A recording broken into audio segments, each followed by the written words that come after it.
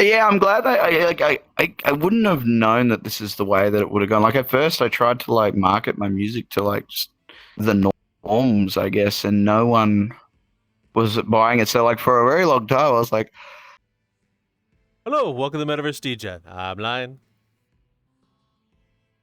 I'm old man Raptor, and we got one hell of a guest here today, folks, and that is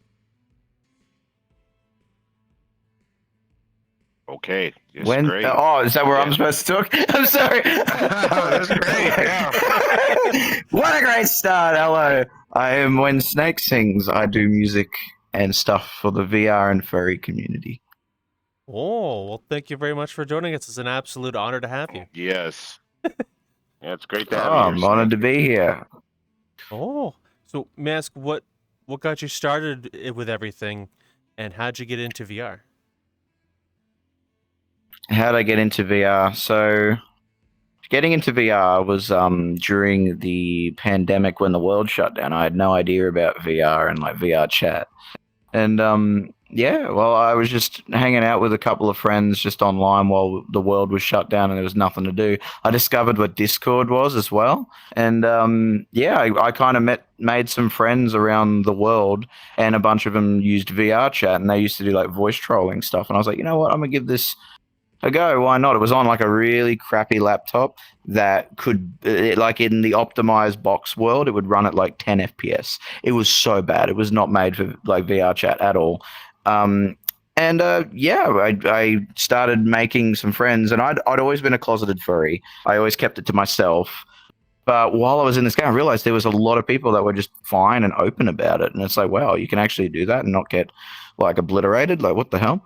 And anyway, and then, yeah, throughout the course of the pandemic, once the world started coming back, I kind of had made all these friends in VR, and one thing led to another. And I started busking in VR, like playing my guitar and whatnot, just in random worlds. And before I knew it, I was meeting like some pretty decent names in VR that had contacts that got me into the right spaces. And before I knew it, I was playing shows here in VR, some of the biggest VR events in. It was wild, and it's still crazy how it all started from someone eating a bat.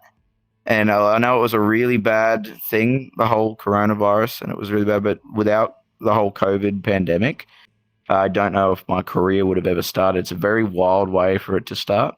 But yeah, it's kind of like, it's unhappy and sad because like I realized what happened with that whole pandemic. It was not good, but I got my career out of it. So yeah, it's pretty wild. Wild how the world works. Sounds wild. Did you have an experience with Yeah, music of course. prior? Ooh, sorry. So I always used to love just playing the guitar just randomly when I was a kid. I got given a guitar when I was like 4 or 5. I can't remember the actual age, but there's a good photo of when I got it, and I don't know if people can judge from ages. I'm not sure, but anyway, you can see VHS tapes in the background. That's how you know it's old. Anyway, but yeah, I used to just kind of play that with an army box that had a bunch of like 2 car speakers in it, and that was my amplifier. My dad made it out of an army box because I came from a very poor family. And yeah, I used to play. It was all out of tune. It sounded terrible, but as a kid, you didn't know that. Anyway, until like high school, when I was like, you know what, I actually want to learn guitar. And I got a couple of lessons, and then yeah, I picked it up pretty quickly. And then after a while, we were like, you don't need lessons anymore. You can figure it out by yourself. And I was like, yep, cool. And it's all well and good playing your instrument, but then while I was in high school, there was a careers day, and there was a gentleman there who was on behalf of a place called TCTC. It's called the Townsville Creative Technologies College, and they introduced audio production. And I was just like, whoa, what is? I didn't like. There's more to just playing the instrument. There's more to that. And yeah, I was like, I went to their open day. I was absolutely terrified when I saw Pro Tools. I'm like, I don't know how this works. I have no clue, but I really want to do this. So I kind of jumped in the deep end. We paid for the 2-year course. And at the end of it, I got a Cert 3 in music and learned how to use Pro Tools. And even after I graduated, you don't fully know how to use Pro Tools still. I'm still learning even to this day. But I feel like after that was like 11, 12 years ago, or 13 years ago now, actually, add an extra year because it's now 2024. And yeah, like only now after all of that time of learning Pro Tools, I feel like I've gotten my music to the point where I can actually play it and people don't cringe at the sound of it. Like it actually sounds somewhat listenable. You know what I mean? You don't just learn it overnight. And Hey, Snake, what's one of the weirdest things you ever saw in VR when you came in? When I started VR, like what the weirdest thing I ever saw. Yeah, what's the weirdest thing you ever saw when you started up in VR? The weirdest thing there was a funny avatar back in the day that I couldn't believe. I was like, wow, what is this game? Where it was the default like dude, like the old VR chat mascot dude on a cross floating into the sky with the come on Zeb, come on, almost there, whatever it is. And then he starts doing the Fortnite dance all crazy while the music distorts and everything was glitching around. And I was just like, huh? The hell am I looking at? Because I've never seen anything like this before. And I was like, this game is weird. And I'll be honest, I haven't, like, okay. So when you get to being in a position where I don't know about anyone else, but I sometimes have avatars hidden if they're not friends. Just because sometimes my PC can just because it gets like overheated because there's so many avatars and whatnot. So sometimes when people are freaking out that there's a weird avatar, I look, they're just a floating robot, and it's just like, oh, you know what? Let's see what's going on, and then I'll unshow the avatar and be like, oh, that's why I have avatars hidden. I'll never unsee that.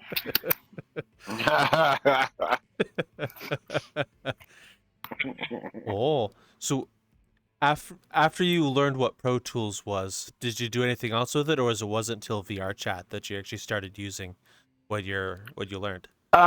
So with Pro Tools, I learnt by just making music in my bedroom for like 5 years or so, 5 or 6 years, and I didn't release any of the music because I knew that it didn't sound very good because I was still learning, and so I would just kind of make it, keep it to myself, start the next thing, and I just kind of just did that for a very long time. It was only until I moved away from Townsville, I moved to a better city where I could actually do more stuff with my career, which was one of the best decisions I ever made in my whole life. Once I started VR and I was like, you know what, I think my music is getting to a point now where I feel like I could actually release something. So it's interesting looking back at a lot of my old Instagram posts where I'm marketing my first album, but a lot of it is just me taking photos of the really bad laptop screen. I'm like, look, I just did a show in VR in front of 4 people in like the Vrchat hub world, and they're all wearing avatars, which is just my album cover as a 2D picture. And I used to think, wow, this is going crazy. This is mad. This is all I've always wanted. And now I look to where I am now, and it's just like, wow, how times have changed. It's pretty wild. But yeah, once I released my first album in 2021, and yeah, that was right when I met my now fiance. So it was right when I released my first album, and yeah, I released that while I was in VR. And I remember like a bunch of VR users who are all still friends and have all gone off to do their own things in their own friend group. But I remember there was that little tight knit community that were like, "This album's really good. You have the potential. You could do this stuff, and you just need to market it correctly. Don't market yourself as a furry musician, though. You won't get anywhere." And I kind of had that mindset at first, so that's why the first album I released has nothing furry in it whatsoever. It was only once I gained the confidence, like a year later, I met a good friend of mine, which I'm pretty sure I'll talk about that story later in a different question, so I'll keep that for then. But I was like, you know what? I'm going to market myself fully as a furry musician. And Direct Your Hate Here, which came out in 2022, completely furry driven. Furry on the album cover, furry in the songs as well, for the most part. A lot of them I try to keep it mainstream a little bit. But yeah, and the escalation and the audience growth, this community is dope. It's so cool. They're so loving and caring, and they're so supportive. And like yeah, I don't know. I don't think I'd ever see this kind of success if I tried to still be marketing to the mainstream. They just don't care for what I'm doing. But within this community, though, it's like a niche that isn't really fulfilled. There's only like a few people doing this. So yeah, No, it's pretty wild how it's all happened. So yeah, hopefully that answered the question. Well, that very much so answers the question, but I'm curious as well, what were some of the first shows you played in VRChat like, and how have they changed over the years from you playing shows? All right, okay. To be able to tell this, I have to talk about CK9C, who you have interviewed before. It's hard to not answer this question without bringing CK up. So I randomly met CK in a random furry hideout. They were playing Welcome to the Black Parade on the piano, and they got to like the end of the intro and were like, I need a guitarist to play the rest of it because I don't know the rest. Does anyone know? And I was like, I had my acoustic guitar set up because I was busking in VR. I was just playing to random people in the furry hideout because I didn't have any shows or anything. But anyway, I played Welcome to the Black Parade, and we became just instantly friends. We were just like, and I had no idea who they were. I was just like, I vibe with you. You're cool. Let's do this. It was only like 3 hours into talking to them that I realized who I was talking to. And it was like, oh my goodness. And they were the one that pretty much was like, I feel something here. We need to do something. Because I showed them a bunch of my music videos. One that I had just released like a couple weeks beforehand that was made by a YouTube animator called Fenner. And I showed them this music video and they were like, this is really high quality stuff. This should have thousands and thousands and thousands and thousands of views. It only had like 400 views at the time. And he was like, this is ridiculous. You are so underrated, it's unfair. And pretty much in that conversation, they were like, I want to do a song with you. Something feels right here. And sure enough, over 10 months, we made a song. It's called I Bite Back. A lot of people really enjoy that song. I'm really glad they do because we worked really hard on it for quite a while. We released that song. It comes out with the album. Anyway, fast forward like 3 months. And this goes to answering the question, my first show. Furrality was doing a music festival called Furrality Lumafest. And CK was, he'd already done Aqua at that point. I think that was his first Furrality, I believe. But we went to him, we were at like Furrality Legends, and he was like, I want to play on that stage. And I'm like, you'll absolutely kill it, mate. You'll be so good. And he's like, no, JT, you're going to be up there too. And I'm like, oh, no, I'm not ready yet. And then sure enough, he did the show and it was really good. And when I was at Aqua, he was like, why weren't you there? You need to be at the next one. And I'm like, no, I don't think I'm ready yet. Anyway, sure enough, he was the one who convinced me, like, you need to put in an application for Luma. And I was like, all right. Sure, we'll see what happens. I put an application in. I wasn't holding my breath. Sure enough, it came back as successful. I shat my pants. I was like, oh, God. And then I looked when the schedule came out. They put me second last, CK being last. And I was like, oh, God. Oh, God. It was my first show, and I'm co-main. Oh, my God. So I had a total freak out, and I was like, you know what? If this is going to be the moment, let's fully like the Eminem song. You're going to seize your moment or you're going to let it slip. And I was like, you know what? No, let's seize this moment. So I got in contact with Ivy Comb, who was on my song Sleep for Tonight, and was like, yo, do you want to come up on stage and play the song? And they were like, yep, sure. Same with Coda Dog, same with Alpha Fire, Hasfox as well. Who else was there? I think that's the extent of but then the idea was, because we had I Bite Back, what we could do is, because CK is the main event, we could have him come out on stage for the last song of the co-main event, kind of like a teaser for the main event. So we planned this whole show up. I even went over to my friend's house and got a full body tracking system so it could look the best, because no one knew who I was at this point. They were taking a blind stab in the dark with me. And I was like, before the show, I was like on the borderline of throwing up. I was so nervous. This was literally like the sink or swim moment. And I was like pacing in my living room with the full body tracking on. Like, I was like, this is it. You're either going to do it or you're not. And it was 50 minutes of being in a world where, the special guests were coming up, but I couldn't see anyone in the crowd. Because the way that Furrality does it is you're in an instance by yourself and they're projecting you out as a hologram. So I had no idea if anyone was watching or if anyone was liking it or if people had just up and left because they didn't like what they were hearing. I had no idea. And we did the whole set. We freaked them out at the very end because I walked off the stage they didn't realize there was an encore, so they kind of like switched it to the intermission footage, but it worked out perfect because it like faked everyone out, and then it came back, and then I think that was the moment where people realized and noticed, and that was where all the planets aligned, was when CK9C and I came back out on stage, and we did I Bite Back. The lights were going crazy. Music was loud. The energy was there. There was just something about it. It felt like we were at a live proper concert. You have the co-main event and the main event on the stage at the same time doing a song. And I remember, I'll never forget it. I finished the show. I walked off the stage. I kind of got down on my knees because I was knackered. I was sweating so much. And Demi, sweet Demi, looked, they were my showrunner they were the one in charge of the instance in my show pretty much. And we were talking before how it's like they had no idea who I was. No one really knew who I was.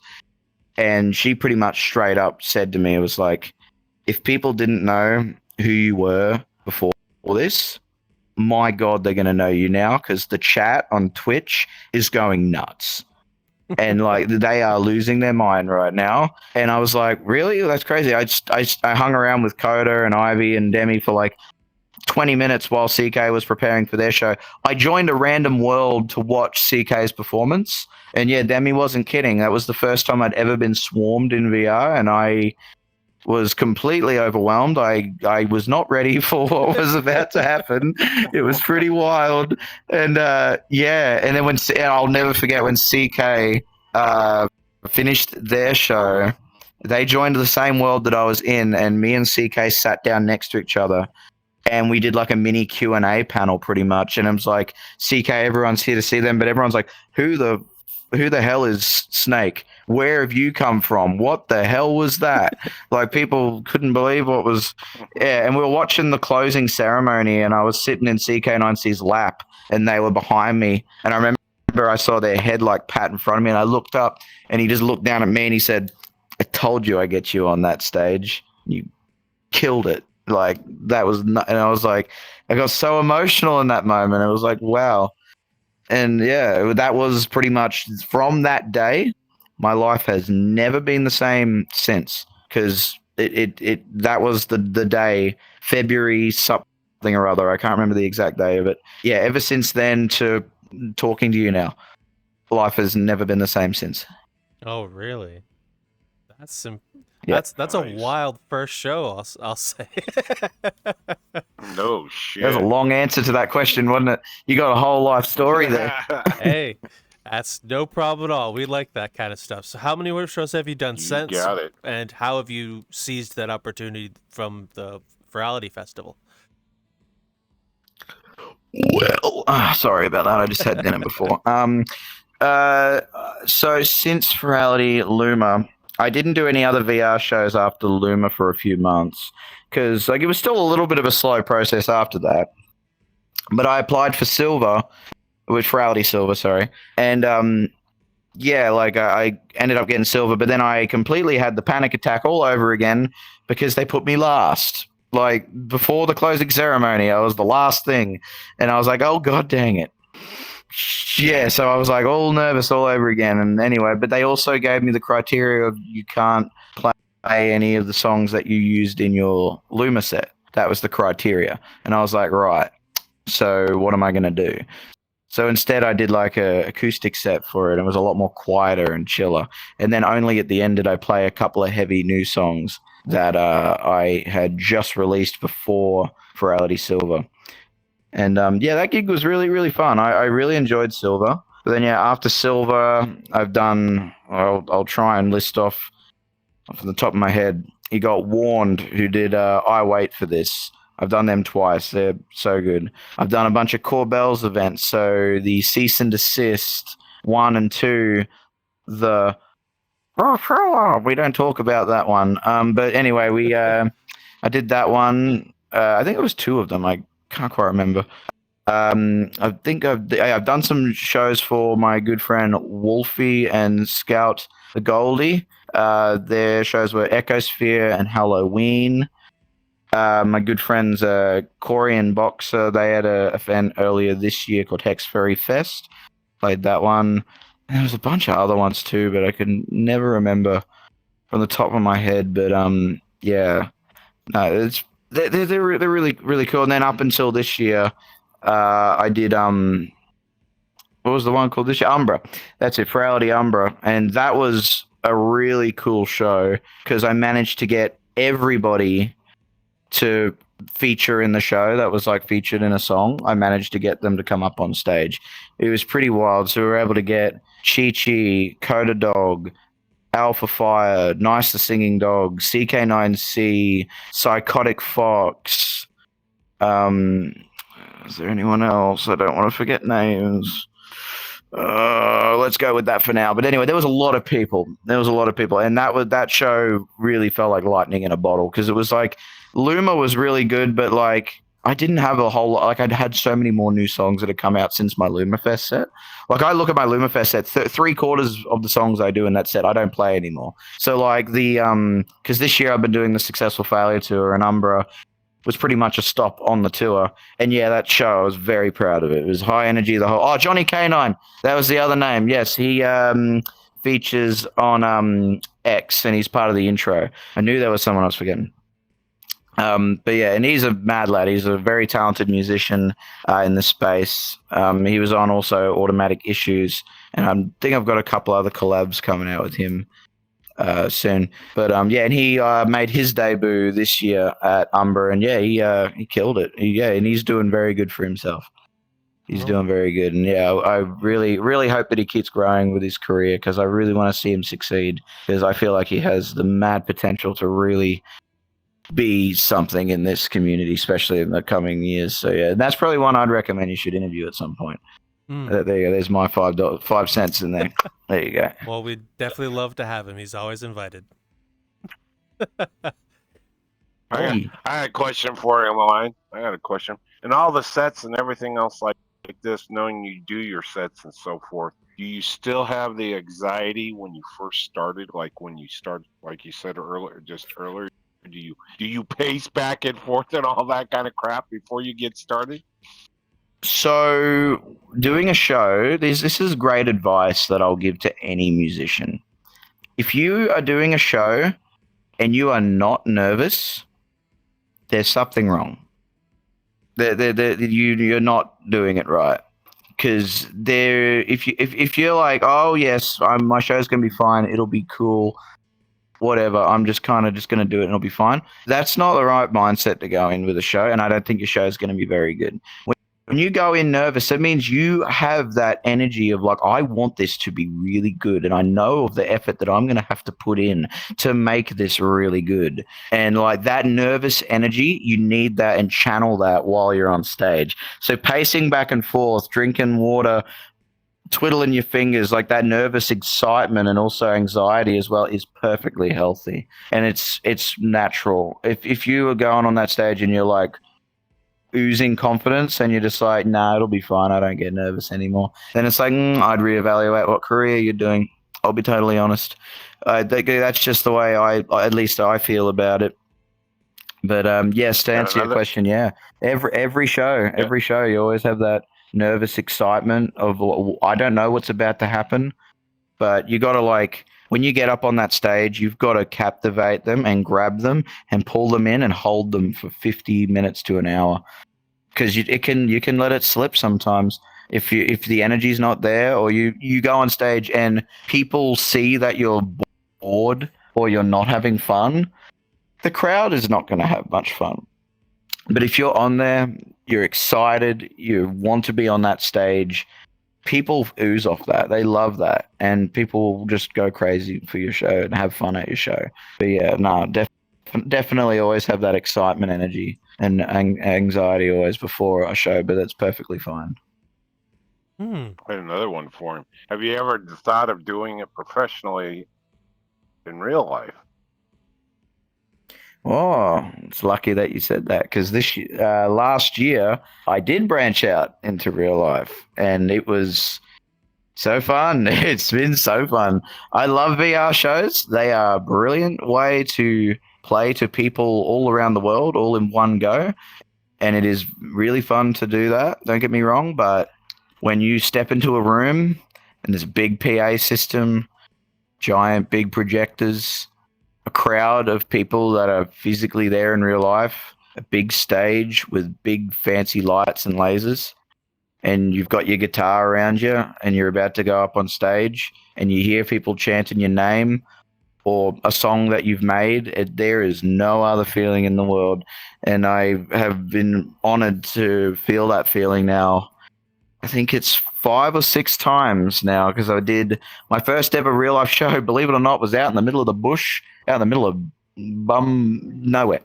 Out in the middle of nowhere. It was out in the middle of the, it was like, you guys would call it like, we call it like the bush, like the outback, but you guys would call it Arizona or something. I don't know what you call it. He picks Arizona, the bush that you can never get. Go, God damn, I should be in Aussie, but this feels like Arizona. I don't know where I'm at.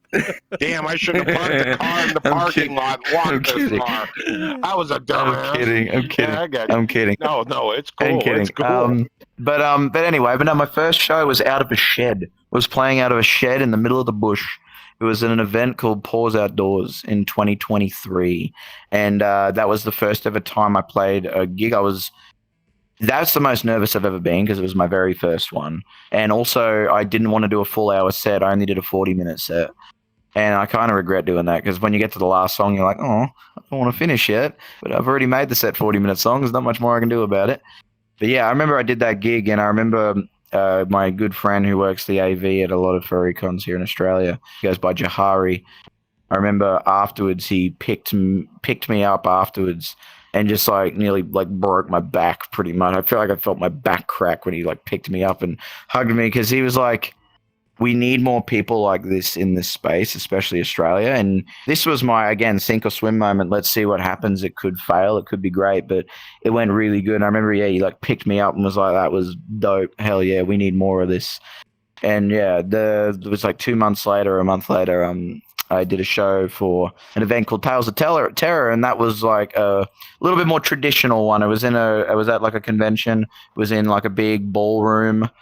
It was freezing cold. I remember like I had my jumper on and I was still shivering. That's just because people jump around in fursuits. They need the room really cold. But yeah, that was my first gig inside an enclosed room. And yeah, that gig felt really good. And yeah, I remember after that show, I said to my fiance, I was like, this is what I want to do. This is what I want to travel the world. I want to play these shows, and that's what I feel like I'm here to do, because I really enjoy it and it's so much fun. When you're on stage and you've got the crowd going and you're playing your stuff that you've written and people are jamming to it and having fun, there is no other feeling in the world I can put it to describe it. It's so cool. And then yeah, this year's been wild. I've done MFC. I did a Furry Down Under, which is the biggest convention in Australia. And yeah, that was a really fun gig, that one. I did Pause Outdoors again and Tales of Terror again. Did them 2 years in a row. I'm giving them a break next year. I don't want to overstay my welcome. But then next week, I'm flying out to New Zealand to do my first ever international show. Oh. Which I'm very excitedly nervous about. I'm more nervous about my guitars being traveling on a plane. Let's be real. I've heard about notorious stories of them throwing them around. I could live without that, but we'll see what happens with that. But yeah, no, I'm really keen to. Yeah, it's called Furcons, by the way, like Furcon, but with the NZ at the end. Furcons. So it's a little bit of a play on words there. But yeah, I'm really keen to play that gig, and yeah, I've got some more lined up next year. My goal for next year is to try and do one show in America. That's my goal for next year, because I feel like 2023 was establishing, doing VR stuff. 2024 was the tour. I did a bunch of shows in Australia and New Zealand and in VR, and I feel like this year has been quite successful. 2025 is hitting the spots that I didn't hit this year and going over to America. That's my plan for 2025, but it just depends on what's going on over there at the moment. The country's on fire, so like I'm just gonna see what happens and just kind of wait until it's not on fire anymore. But we'll see what happens. Let's not get into politics. Look at it. Yeah. Please don't. Well, please don't. on an offshoot, from that, what have been some of your favorite songs you've done over the years, and are there any? What are the meanings and inspirations behind some of them? Wow, that's a good question. You know, some of my favorite songs that I made. I'm gonna readjust myself. My back's getting sore. Yeah, some of my favorite songs that I've made are not necessarily songs that are like my biggest ones, because like you got my big one like dance with nice the singing dog who is a mad lad. I bite back, sick and unsee. Um, yeah, there's some like big songs and they're really fun and I'm glad people really like them. But some of the songs I really gravitate towards are like ones where are a lot more personal to me. Like for example, on my last record, Knives, there's two songs that like that album very much focuses on the big scary dude from the end of Puss in Boots: The Last Wish. Death. Even though this album was made, even though to be fair, before that movie even came out, I'd already been planning and making this thing. It was only once like I had finished the album and like I saw that movie and went, oh god. Now people, okay, but no. Coming into that, I had a dream during 2023. And in that dream, a girl came to me in the dream. And I vaguely remember it, but I remember she was like crying and upset. And she was trying to tell me her life story in my dream, weirdly enough. And they were talking about how they just wanted to watch this band and whatnot, but everyone around them was just so excited and they didn't realize their surroundings. And she got trampled in the crowd in like the mosh pit. And I got really like moved by this image. I remember waking up in like a sweat. It was almost like someone was trying to like communicate with me. Could be complete, you know, just my brain when you dream and make up stuff in your brain. I'm not sure. But when I woke up from it, it just felt so real. I remembered her face. I remembered everything. And I just had this weird feeling that someone was trying to reach out to me. And I grabbed my guitar that night, or that day, I should say. That night I recorded it. But that day, and I wrote Help Her Open the Door, which was on my album Knives. And pretty much this song talks about how this girl met her demise at a concert. Like she barely afforded the ticket, but she was able to get it. Her friends forced her to the front.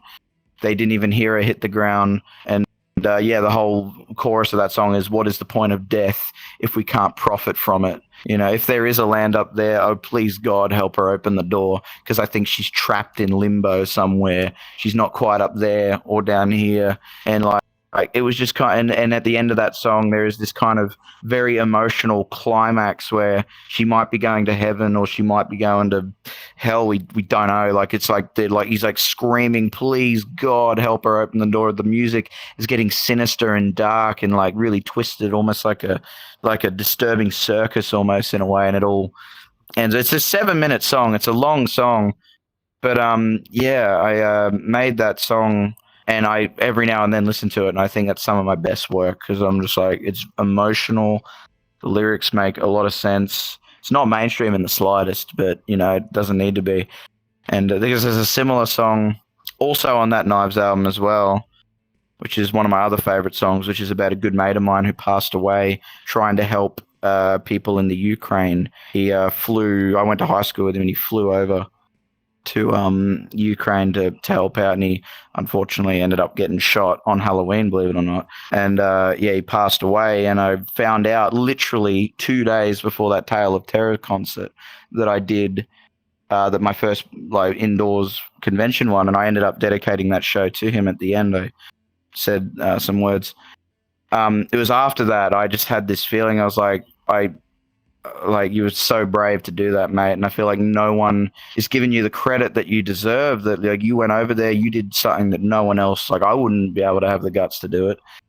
And I don't know. Everyone was like, there was a bunch of like reporters reaching out, like, oh, we see your friend died in the Ukraine. We want to have an interview with you. We want to know about him. And I'm like, you guys are leeches. How bad is this? You know what? I'm going to make a song dedicated to him and how brave he was. So I made a song called Brave Brother, which is the second last song on Knives. And that song, oh boy, it's hella emotional.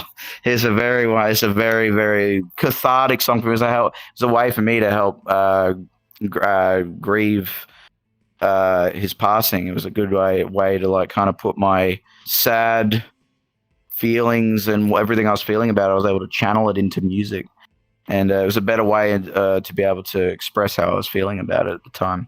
But yeah, I think that kind of comes back around to your question. Is like some of the songs I'm most proud of are the ones that I guess mean really something to me and something that I like that speaks to me on a personal level. Like it's all well and good jump around into mosh pits to fun, catchy stuff. Like that's always fun. But some of the stuff that I really like is like music that is a little bit more deeper, doesn't really follow the conventional verse, chorus, solo, chorus, outro. Like those songs I just mentioned there don't really follow that formula. They're a little bit more me trying to deal with stuff or trying to help someone and or some things in some ways. And yeah, I feel like those songs definitely gravitate towards me more. They're the songs I listen to more than the other songs.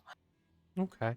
Well, thank you very much for sharing those stories. Now I'm going to ask a question similar, but from the opposite perspective. What have you found to be in your audience's favorite songs from what you've made? My audience's favorite songs. I get a lot of people liking I Bite Back. People like to say it's the freaky bit. I can just play it on my guitar, just do the boom boom boom boom boom boom boom boom boom, and people go and their heads turn and like they just and it's freaky. It's like wow, I came up with that riff in like 1 minute, and yet like people hum it and scream it and go crazy, and it's like wow, that's wild. Dance, which was on Knives, that came out earlier this year. People really like that song. I've had a lot of people like X as well. X Bury It. That song has a very fun chorus to it, and I have a lot of people that like that. That's pretty much my Korn song because I like Korn, and yeah, that's pretty much my homage to them. But yeah, as of recently though, people seem to really be liking the remix, especially Scaly Bloke's remix of Dance. People really seem to be liking that one quite a lot. Yeah, pretty much those ones. But there's some sleeper hits as well, like some songs that people like specific people will like. I did a cover of Bloodwater back in the day by Grandson, and yeah, a lot of people will just be like, "Oh, I loved your cover of that," and I'm like, "Really? That's the one you heard?" Strange. It's like I didn't think it was that much of a popular one, but I don't know. I broke my wrist filming the music video for it. That was fun. I'll never forget that. And it was caught on camera too. Videos, you just started want to break your wrist and play too hard. Okay, I got you. Oh, dude, that was. Oh, do you want to hear that story? Sure. How long do you want to be here? Sure. You have a full free day. Okay, this will be your longest interview Speak yet. for some of us. Some of us has got to go to work, smart ass.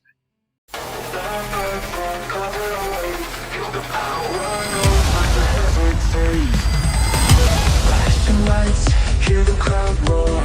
Challenge yourself, push for more. Virtual world, no place to hide. Brace yourself, it's one ride. Wheels are turning, hearts on fire. Rise up, unleash your desire. The virtual gauntlet, all in your name. Step into the light, ignite the flame. Through avatars and digital realms, we race. In this high-tech game, we find our place. Unleash your strength, join the elite. In this virtual world, victory sweet.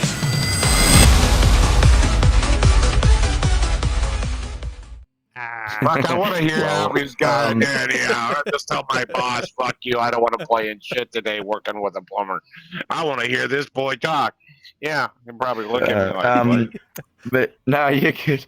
But yeah, no, I did a music video for Bloodwater. It was with a good mate of mine, Has. One of our friends, Dill Pickle is what we called him. We filmed this music video where the idea of it was I was like a prisoner in handcuffs in the backseat of this police car. like kind of driving around singing the song. And then throughout the course of the video, I choked the driver out with the handcuffs. We crashed the car into the tree, and I like escape out the car, and the guy ends up coming out and shooting me in the back, and that's the end of the video. And you'd think crashing the car would be the bit where the wrist would get broken, but no, it wasn't.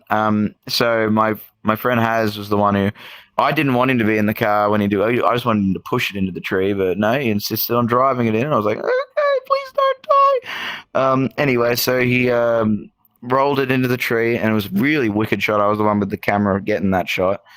But anyway, it was about 10 minutes later, I climbed out of the sunroof for a shot, and I slid down the front windshield and bonnet, like trying to be all cool, like escaping the car. And I hit the tree, and my wrist just goes the complete wrong way as I impact the tree, and it just goes dunk, and I pretty much ripped all of the tendons up the side of the wrist here, like just snapped them.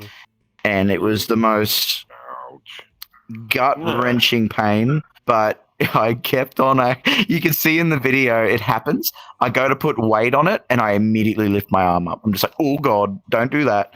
And anyway, and then I just had this, like, I knew I was injured, but I didn't tell anyone, and I just wanted to get the final shot done. So we filmed the final shot, which I was in an episode. Like, if Mike Tyson could have been standing in front of me, and I would have been able to knock him out. Like, I was just on the biggest adrenaline high.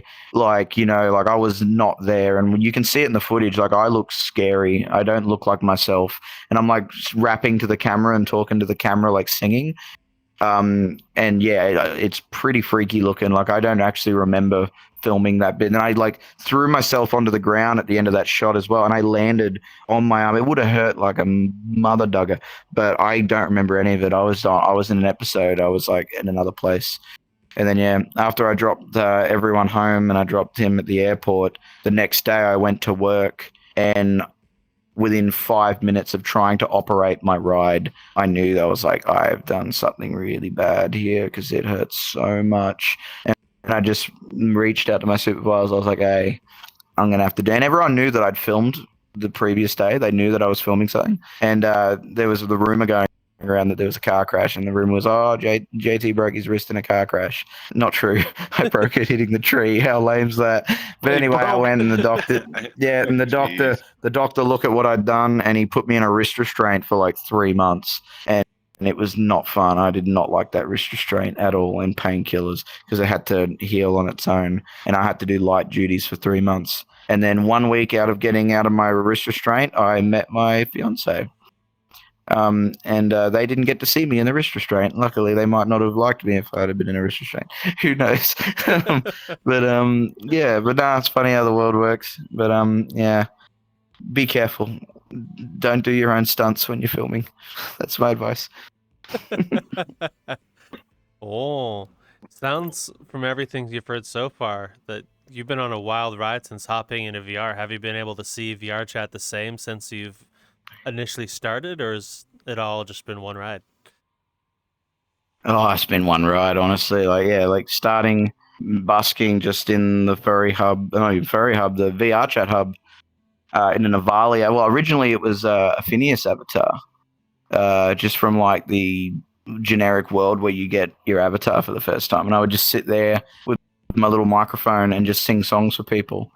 And yeah, from there, meeting people, from those people, meeting other people, from those people, then doing shows, people that I meet at those shows know other people. And it's just constantly been like one ride. I've never really like given VR a break and been like, you know what, I'm going to stop for 6 months and see what happens and then pick it back up. I've kind of just like slowly been on and off VR, like because obviously I have a full-time job on the side as well. Like I can't always be in VR, but whenever I get the chance, I like to come into VR. When I don't have to do shows, I come into VR. Whenever I have to film something silly for TikTok or Instagram or whatever, I'll come into VR and film something and whatnot, or if I just want to hang out with friends. But yeah, I don't really like plan VR shows or anything. I usually just hop aboard events that are already kind of manufactured and made.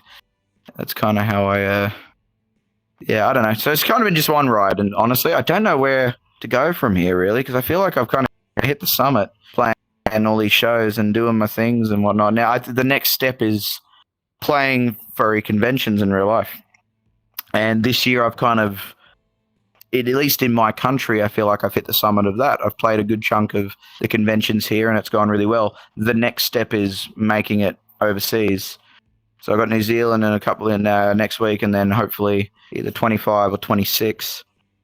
I'll make it over to the land of the United States of America, and we'll see what happens. Wow. So there's something else I'd like to ask you as well, from hearing about some of the albums you've made. How many albums have you made, and what were the inspirations behind them? So I have made 3 technically that are available to be able to listen to. 4 if you count the cover, 5 actually if you count the cover albums, which I don't. I only count my original albums. So my first album was written and made during lockdown. I couldn't go anywhere. I had either Vrchat or White Wall, which I'm pretty certain I was never able to see the paint peel on because I just wanted to keep looking at it because I knew I was going to see that paint peel at some point. It was so boring during lockdown. So I channeled a lot of that frustration and boredom and also the paranoia of the world may never be the same again into some music. And I made like 20 to 30 plus songs for that record. And it ended up being cut down to 12 songs. And I think, honestly, it is my best work. I think my first album is my best work, and I don't think I'll ever be able to top it. It's kind of a shame that no one really has listened to it. Like, it's got streams, but compared to the furry albums that were to come, like, it's definitely the dark horse. Like, it's the one no one really has listened to. But, like, when it comes to a concept, cohesion, songs back to back, like, I feel like it is the most complete album that I've ever made. And I don't know if I'm going to ever try to top it, because I feel like with that album, there was a lot of art house stuff. There was a lot of weird songs that weren't very conventional. But, like, it flowed together into this kind of story where it was like the human race was taken over by some kind of cybernetic organism or creatures. We don't know who they are. But instead of embracing them and learning from them, we go to war with them, but we don't know who we went to war with, so we end up wiping out the entire human race and the planet pretty much. And the main character in that album starts out as a robot and slowly becomes more human throughout the album. There's like auto-tune, but it slowly disappears throughout the album and it becomes more natural as the album goes along. And if you read the lyrics and listen to the lyrics, there's like the Old Head Clan, which is like this whole kind of resistance of humans trying to fight back against the robots or whatever this creature thing from outer. Who knows? It's all left up to interpretation. I gave like character names, specific story beats, sound effects, parts of songs. People can listen to that album and kind of come up with their own story and what it means and what it is trying to say. But I have what I feel it's about. And I don't know. I don't think I'll ever like that album. Took like a while to make. It was well, how long did COVID last? It lasted about 6 months, and I didn't release it till 2021. It was about a year and a half of work. And again, I released it knowing that no one was going to listen to it. Like I was going to release it, and maybe like 10 people might listen to it. And at first, that's kind of how it was. Until when I started doing Vrchat and I met CK9C and Ivycomb and Psychotic Fox and Alpha Fire, a bunch of friends that were on my second album, which was Direct Your Hate Here, which I released a year later. Bless you, me. And that album completely blew up. It was like, because it was, again, furry related. A lot of furries were like, whoa, the furry has made an album while I'm listening to this. It's got CK on it, it's got Ivy on it. My first album has no features. My second album has like 9. Like things escalated very quickly. And that's the other thing also as well. Just because you've got features on your music doesn't necessarily make it good. I learnt that the hard way. So, but don't get me wrong. It was nice to have on my second record all these people that kind of discovered me a little bit, and they were like, you know what, I want to work with you. And there's a lot of really cool songs on that second project. But I'll be the first to admit I don't think it's my best work. I think there's a couple of sloppy moments. My least favorite song I've ever made comes on that album, and I don't even talk about it because it's not worth talking about. But Direct Your Hate Here was a massive success and really kick-started it. And then I took a 2-year break in between that to 2022, and then 2024. This year I released Knives, which because Direct Your Hate Here was a lot more commercial. It was a lot more. I had an idea in mind. Knives was more kind of going back to basics. It was like I want to make an album that's just full of songs that mean a little bit more to me, and a little bit more the music that I would want to listen to, not necessarily what I feel like focus groups would like to listen to. So there's a lot of acoustic guitar on Knives. There's a lot of songs, like I said, like Help Her Open the Door, Brave Brother. Even the Alex Gray song that we did is very like Jake Johnson inspired. Like, there's a lot of songs that just don't sound like anything else that I've done really before. Even the dance song with Nice, I've never done like a pop rock dancey song, and I don't think I'll ever do it again. But it was cool to make one though, and I feel like it's gone really well. But yeah, Knives is definitely a little bit more me focusing on myself, where Direct Your Hate Here was definitely aiming for more. I've got to establish myself as a career. I've got to make music that people are going to want to hear and notice first. And then that happened, and it was really mad that happened. But then Knives is kind of a step back. I was like, you know what? I kind of want to just make some music that I feel like I would like. And I'm glad that other people really liked it as well and gravitated towards it. And then that leads to my 4th record, which isn't out yet, but it's going to come out late next year. Which Hey, do you want an exclusive? Do you want the title? I haven't said the title out loud. That's up to you if you want to share it or not. It's up to you, all right. Snake. Screw it. I ain't twisting your tail, knowing I probably. Screw it. Let's do an exclusive Barely here. get hold So album 4 is called Why Are You Here? And it is a bit of a sequel and a continuation of my first album in a way, where the first album was I was afraid that technology was going to kind of take over. But now we're living in a world where everything is AI driven. Like AI phones, AI this, AI that, AI this. And I'm sick to death of it. And all these people that are all for AI. And I'm like, what is AI? It's taking something that has already been made and established by a creator like myself or an artist or someone that's drawn something, and is taking all of this stuff and making something that isn't actually theirs. It's artificial. It's not real. So I've taken that kind of metaphor and that idea that us as a human race, we've lost our humility and our humanity pretty much. And the album title, Why Are You Here? It's like AI. It's like, why are you here? What is your purpose? What's your point? And this album has got a little bit more of an electronic driven to it, even though it still has my trademark sounds all throughout it. It definitely has more of a computer has made it, and it's more of a concept record than my last two. It's kind of harking back to my first album where it actually had a story from start to finish. Why Are You Here has a story from start to finish, and I've been working very hard on it. I've been trying to keep it under wraps and trying to keep it a secret because I have a really bad habit of, yo, have a listen to this that I just made. Yo, have a listen to this that I just made. And then when the album comes out, everyone's like, yeah, I've already heard all of it. Don't need to listen to it. So I've been trying to make stuff and then keep it to myself so then late next year, people can actually listen to this thing and kind of get what they can out of it and be surprised by who appears on it or lyrics or sound effects or anything, you know what I mean? Like that kind of surprise feeling. It's like I feel like as an artist, I've kind of ruined that for a lot of people with my music, especially if they know me personally. I have a bad habit of showing off my music before it's done. and then when it comes out, they're like, oh, I don't need to listen to it. I've already heard it like 10 times.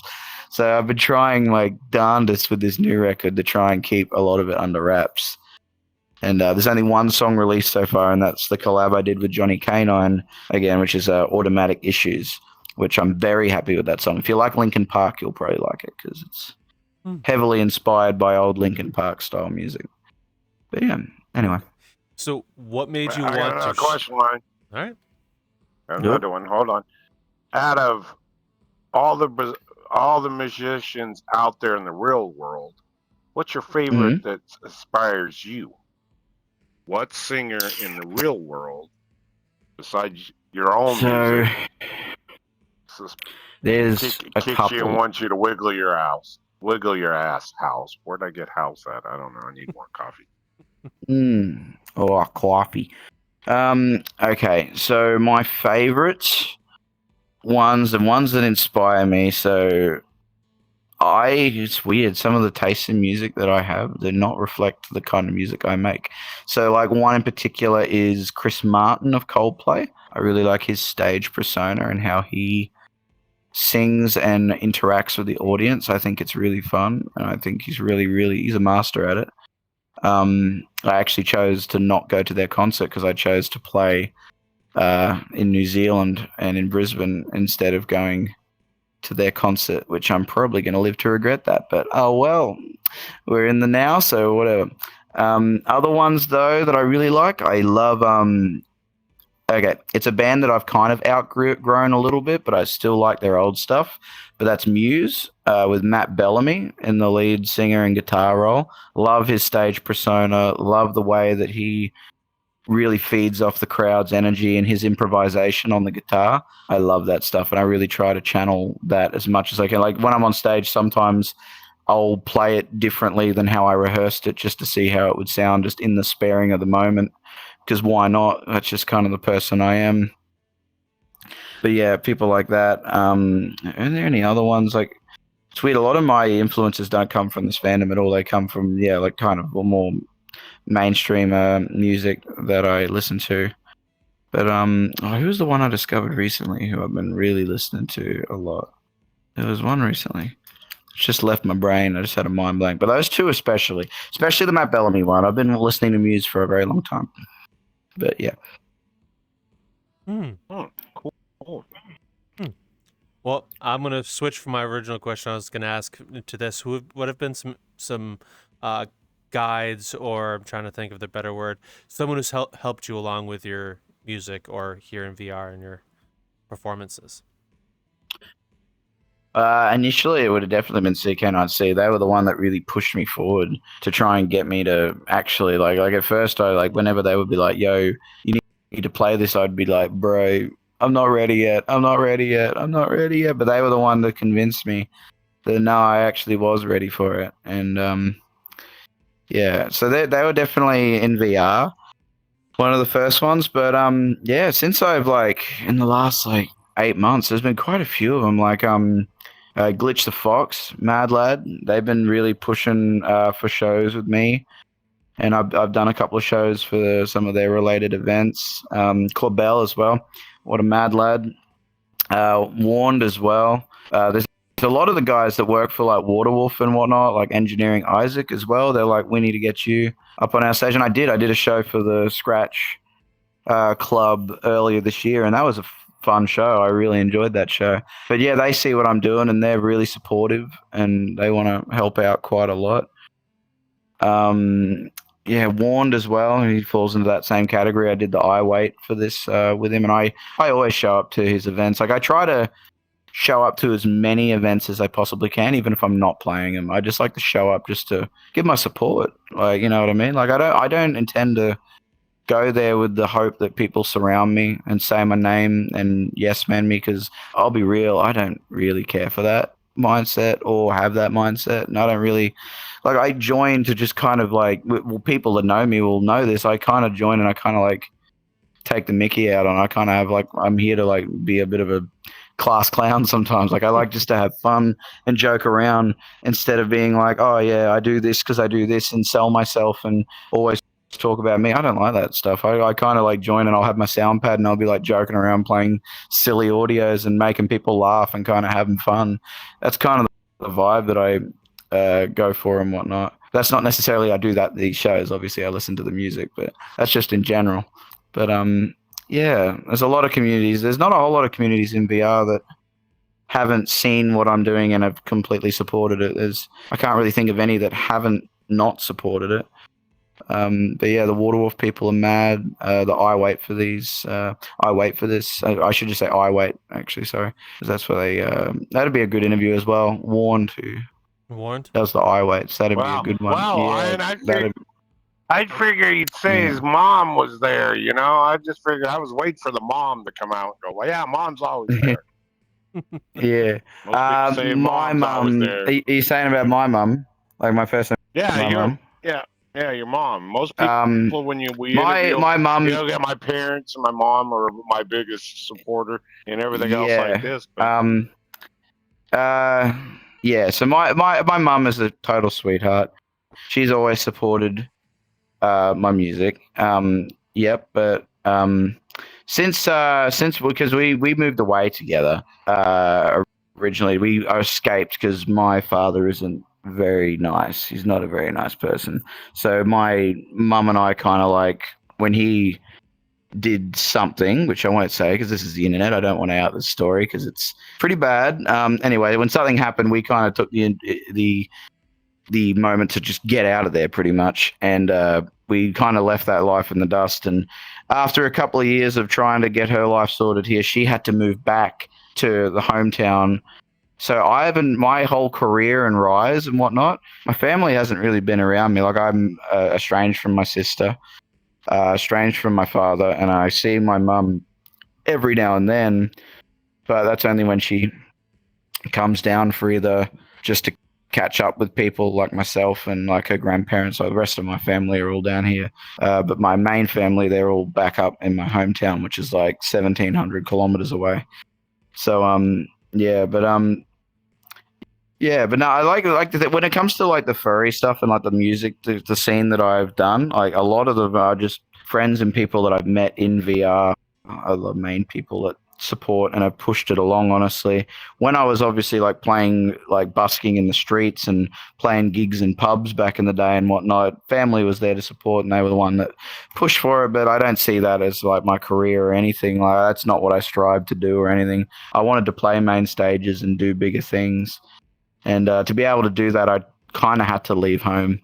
There was no way that I'd be able to do what I'm doing now with what I was grown up around and whatnot. So it's a little bit of a not the happiest of answers for that question, but just keeping it real, I guess. So, yeah. Okay. So since you've your whole career's taken off, what have been some moments that made you feel like what you're doing is real? Like it's finally coming to fruition. The moment where I was like, I'm living in a thing I imagined when I was a kid was during Melbourne Furry Convention. The song was called Mummies with the Maggots, which is a song that I did for Evil Dead Rise, now available on Netflix to stream. Got to slick that advertisement in there. Oh, I used to annoy people with that one. That was fun. It's like, yeah, I did the song for Evil Dead Rise, available now in theaters July 20th. But no, anyway, I was doing that song, and there's like a breakdown bit, and I like strummed to the guitar, and I like fell onto my back onto the stage, and I was looking up at like the smoke machine and the lasers, and I heard the crowd immediately to my left just like go, whoa, like go crazy, and it was like just in that moment, I was like, whoa. I have been imagining this feeling since I was like in like preschool or not preschool, primary school, I should say. Like being a musician, being on that stage with people that want to be there. They're not trapped there having a beer at a bar or something, and they're just singing along with the song because they're sad and miserable with their lives and whatnot. Like these people are there to hear your music and have fun and go crazy. And I was like laying on my back, looking up at the big crazy pyrotechnic lasers, and I just kind of like looked and absorbed for like a couple like 20 seconds. I just kind of like, I don't know, let it soak in. It's like, wow, this is it. This is what I've been imagining since I was a kid. Take a moment and appreciate it and acknowledge how hard it's been to get to this moment and soak it all in and have fun. And yeah, that was probably the first moment where I was like, wow, this is actually this might actually be happening. And yeah, that was a pretty wild moment. Yeah, that one stands out the most for me. Yeah. Now, back before this whole journey started, how did you imagine you'll end up in where you are now? And yeah, how did you imagine the whole trip would be? And are you glad you took the trip to begin with? Yeah, I'm glad that I wouldn't have known that this is the way that it would have gone. Like at first, I tried to like market my music to like just the norms, I guess, and no one was buying it. So like for a very long time, I was like, I think I'm destined to just never have my music ever get noticed. And I was just kind of like, okay, I guess with accepting that, I'll just make music for myself, and if one person enjoys it, then okay. But like I just kind of did that. It was only like I said when the pandemic hit, and there was this kind of niche that I realized that like I'm part of this niche. Like I'm a furry, but like where are all the rock artists and music artists? Like there isn't really any. It's like, wonder if I try to see if these people like my music.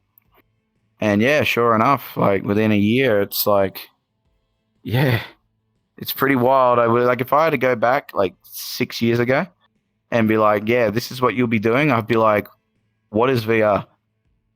Like, you know what I mean? Like, it's like, what is this whole technology? I have no idea. But I feel like it's doing VR and music. It's like pretty wild. I remember Whispers did a really good interview with it once, and he spoke about how it changes the way that like the audience like sees their fans, because like in VR, like you can be surrounded by the musicians that inspire you or you idolize and whatnot, and it's like it kind of takes away that boundary. Like, for example, like I'm a big fan of Muse, but there is no way in hell I could ever just walk up to Matt Bellamy and say hi to him like within like 20 minutes. But in VR, like someone could be listening to my music and enjoying it and whatnot. They could be in a random furry hideout, and then bam, there I am because I joined Random Worlds, and they can just say hi and be in the same room as their favorite idol or musician, either at like a show as well. Like they could be in Alabama somewhere. Parents are fighting in the living room, whatever. They don't really like what they're doing right now, but they put their VR headset on. They come to a concert, and they can kind of leave their life behind for a minute and say hi to their biggest idols and fans at their shows and whatnot, because it feels like they're right here. Like I'm talking to you right now, but I know that you guys are both on the complete polar opposite side of the world. But yet I'm here having a natural conversation with you guys, like as if we're in the same room. It is wild. VR is crazy, and it is definitely the next step and future for like band and artist interactions. And yeah, I see it as the future. And I'm gonna just completely say everything that I pretty much just said then was completely inspired by what Whisper said in a different interview, because I was really taken back by their words. So I do not take credit for any of the stuff I just said then. But I agree with it, and that's why I'm saying it back. And they're also a person you should probably look to reach out to as well. They are an incredible musician, and they are absolutely killing it in this scene. They're doing the shows, they're doing the events. They did a wicked video where they were playing the piano with a headset on, and doing like a live recording in a studio for, I think it's like a radio station somewhere in Austria. And they did like, yeah, in VR and in real life. And I'm like, this is like, no one's doing this. Like, this is wicked. Like, he's completely killing it. And yeah, no, he is a mad lad, great friend. And yeah, no, that's definitely someone you should probably look at in the future and doing an interview with, because they'd have some pretty mad stories, I reckon. Because they're about the same age as me. They've been around a while. They've got stories as well. And they've got a completely different upbringing on how they discovered VR and whatnot, and I'm pretty sure it'd be an interesting story that I'd love to hear as well. So yeah. Well, they're always welcomed on as well. So Do you know it? yeah.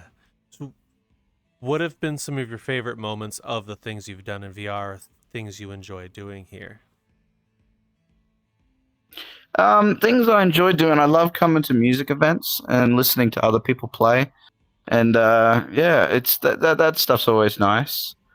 I like coming in here sometimes just to hang out in random worlds that just, again, couldn't do anywhere else. Like there's a world in here where they've just uploaded the entirety of Grand Theft Auto San Andreas, and it's fun just to drive around randomly to like, I'm driving through my childhood, but back in the day I was looking at it on a terrible monitor that was really low quality at like 10 FPS, and now I'm driving a car looking around in VR in this place. Like Yeah, that kind of stuff's so fun. I love doing that kind of stuff. Bowling. I like bowling in VR. Bowling's pretty fun as well.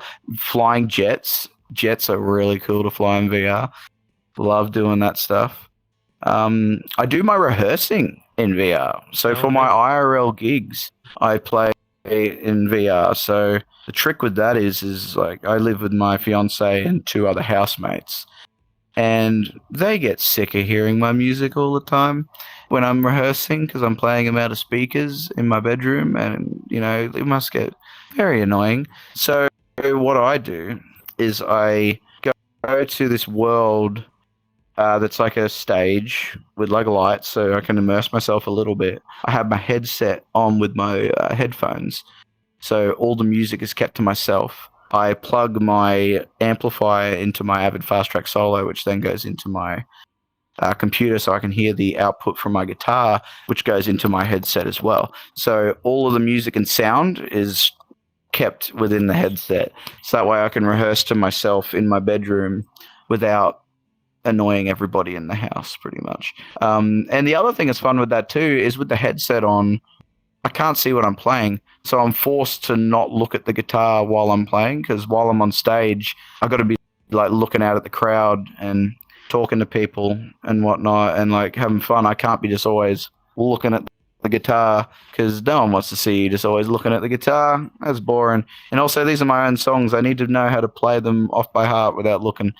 So VR kind of helps me practice and play my songs without necessarily looking and trying not to make mistakes, because I have to go by instinct on where the notes are because I can't see because I got a headset on. Can't see anything. It sounds like VR has become a really good tool for you as a musician, at least from everything you're saying so far. Yeah, it absolutely is. It's a fantastic tool. It's a great way to, like I said, rehearse and immerse yourself into it. And it's also fun, like when I do rehearsing, I keep myself on blue.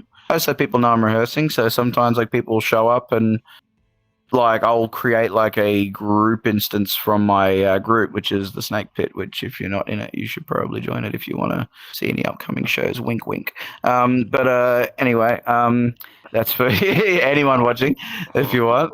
We all have our own groups.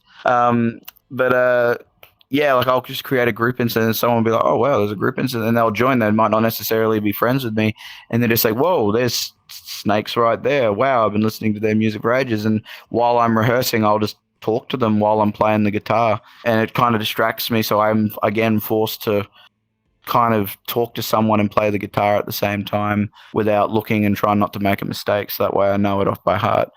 And also, it's a great way to just interact with random fans as well, because they don't necessarily have joined the group and whatnot, and they've gotten to know me, but they every now and then they can join through just a random group instance that I'll create. And yeah, it's a great way to interact with fans and try and because I always try to communicate with my fans as much as I can. Like, I don't want to be like, oh, go away now, I don't want to talk to you. Like, I try to talk to as many as I can, but at the same time, I do really like my privacy.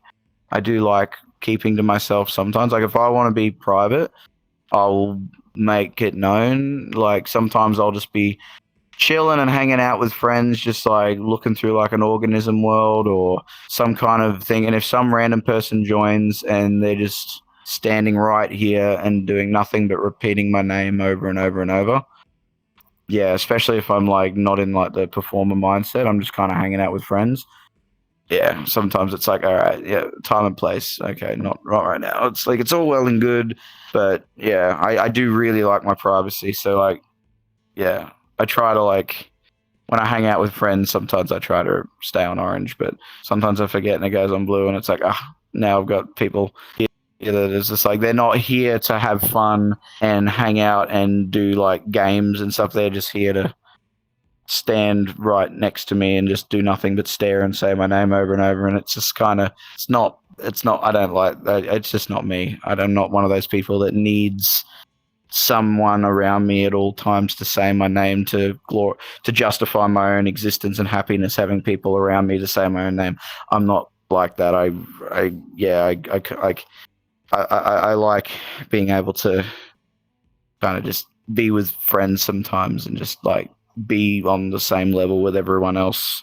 I don't have to be the most important person in the room all the time, and I don't even like sometimes being like if it does ends up happening like that, it's not my favorite. But I know there are a lot of people out there that do like that mindset, and they do like being the most popular person, and that is all well and good. It's just not who I am. It's not for me. Sorry, that became a vent then. I'm so sorry. Don't be. It's something on your fine. mind. It's on your mind. That did lead to another question I have for you as well. Maybe a little off, different from what you just vented. But what have been some of your favorite fan interactions you've had? Favorite fan interactions. Yeah. There's been so many. Try to pick one. Okay. Yeah, actually, I do have one. It was the first iWait for this that I did back in July of last year. And I joined the world, and Warned was like, hey, there's someone here who is a big fan, but like they're so nervous and shy. So I was like, okay, like we'll take our time with it. And anyway, I walked up to them.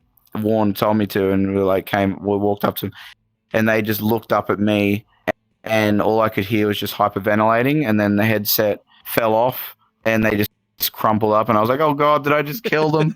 Oh no, what have I done? And then anyway, and then when they came back, it was just like they were like, I'm so sorry. I'm just freaking out right now. I'm like, look, listen. I'm a human like you. I'm a human like you. I have a job as well. I breathe the same oxygen. I drink the same liquid. I'm here, man. It's okay. Okay. And I kind of comforted them while they had like a panic attack. It was so strange. It was a very, very unusual experience. But I've had a couple things like that, especially like doing the virality shows. Like afterwards, like you'll just like join, like, oh yeah, I want to go to the Otter meetup. Why not? And you'll just join, and then there'll be like someone go, hang on, is that actually that, or is that a fan account? And I'll just be like, huh? I don't know. And I'll just like, and then they're just kind of like hanging out with other people, and they can just kind of do their own thing. Like, yeah, but like, yeah, that's my wow. I just saw my camera flying all the way across there, and I was like, what is that? Oh, that's my camera. I have really bad drift right now. And that's a good tip. If you ever have drift, just put flying mode on your camera. Done. You're locked in one spot. And then every now and then you'll see your camera go wee in the background. It's pretty. Anyway.